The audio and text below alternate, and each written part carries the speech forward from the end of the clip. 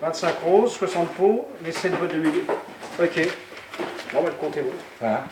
À 48 heures de la fête du travail, la maison des communistes située à Trappes, avenue Carnot, accélère pour boucler ses livraisons de muguet.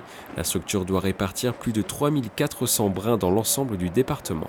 C'est un travail important en amont, il faut déjà contacter des producteurs, surtout en période de pénurie de muguet, comme on a cette année avec le climat, c'est pas si facile que ça. Ensuite, on regarde les produits qu'on prend, on les transmet à nos sections qui nous passent les commandes et nous on passe une commande globale. La fête du 1er mai permet au Parti communiste français de récolter près de 600 000 € dans l'Hexagone. Mais pour la structure, cette date est avant tout politique. Après la vente du muguet le matin dans les Yvelines, la journée se poursuivra par une manifestation dans les rues de Paris l'après-midi.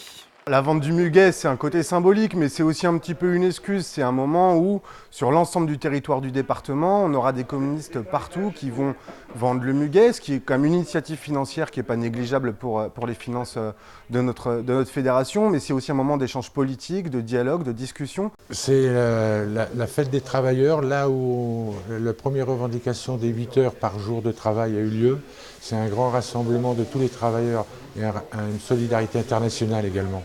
Cette année, dans les rues de Paris, le Parti communiste français et le Front de gauche présenteront leur questionnaire baptisé « Que demande le peuple ?». Le document a pour but d'analyser les principaux sujets d'inquiétude des Français.